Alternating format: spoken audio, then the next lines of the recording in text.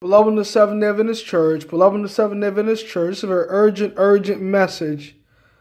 Very urgent message called, Behold, I will send you Elijah the messenger, Elijah the messenger. Now, beloved in the Adventist Church, quite recently here, there's been administration officials from Oakwood that are very powerful, that are working instrumentally to get me my associate's degree in church leadership at Oakwood University, that have come to me when I've apologized to them in the past about calling people's names out on social media that are in the so-called apostasies in the education and church system, and have come to me and told me, Lucius, I thought you wouldn't call people's names out anymore. I thought you'd leave the names out of the question, Lucius. Beloved in the Adventist Church, let's cut the tape. Malachi 3:5 says, Behold, I will send you Elijah the prophet before the coming of the great and dreadful day of the Lord, and he shall turn the heart of the fathers to their children, the heart of the children to their fathers, lest I come and smite the earth with a curse, beloved. John the Baptist got in trouble because he talked about Herodias marrying Herod. And Herodias was Herod's brother's wife, beloved. So Herod cheated on his brother and took his wife and had sex with her. And so that's why John the Baptist spoke out against that. He was put in prison and committed to be put to death because he spoke so plainly about Herodias and Herod's relationship, their adulterous relationship, beloved. Beloved in the Adventist Church, Elijah spoke negatively and said that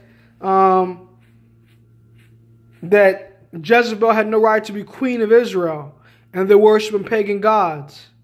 And he had to run for his life to Beersheba, to the south of Judah, from infuriated Jezebel, who said, So more and do also the gods to me also, if I make not thy life as one, when after he killed all those false prophets of Baal back on Mount Carmel, beloved.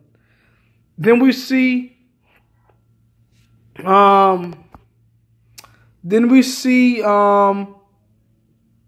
all the prophets in the Old Testament, like Isaiah, how he was sawn in half, Jesus Christ, how he was crucified on the cross, Peter, how he was crucified upside down, Paul, how he had his head chopped off, James, how he had his head chopped off, simply because he preached very plainly, beloved. Now is not the time to give smooth sermons.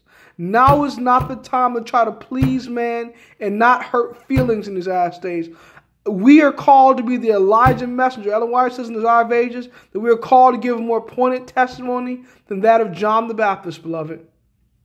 And I'm called to give that straight testimony. I'm called to give a more pointed testimony than that of John the Baptist, beloved. And if Oakwood decides not to give me my degree, if they decide not to give me the social degree in church leadership because I'm preaching powerful, straight testimony sermons about the apostasy, so be it, beloved. Maybe I don't need the certificate if I'm going to try to please man. I'm going to try to please the system. I'm going to try to please them to get into become a pastor in the Adventist Church. We do not need, it's not time for smooth sermons. It's time for the straight testimony, beloved. The Elijah messenger is here to give the straight testimony for his last days. He's here to give the straight truth and to not be afraid. So I'm telling Oakwood right now, be aware. I'm not trying to please you to get my associate degree. I'm not trying to please you to get picked up by no conference as no pastor. I'm not trying to please you to become a big-time ordained minister in the Adventist Church. I'm called to give the straight testimony and to be a literature evangelist, to be a publishing man, to be the Elijah messenger for these last days. And all of you that see me do this ministry, beloved, you need to pick up the work and be Elijah messenger in these last days as well. Pick up the same kind of mindset of Jeremiah Davis, Moses Mason, and these present chief ministers.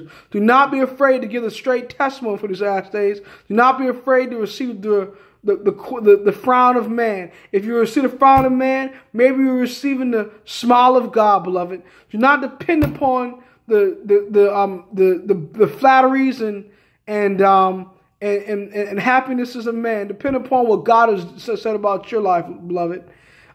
Desire of Ages says Christ was never dejected by censure or elated by applause. God bless you, Maranatha.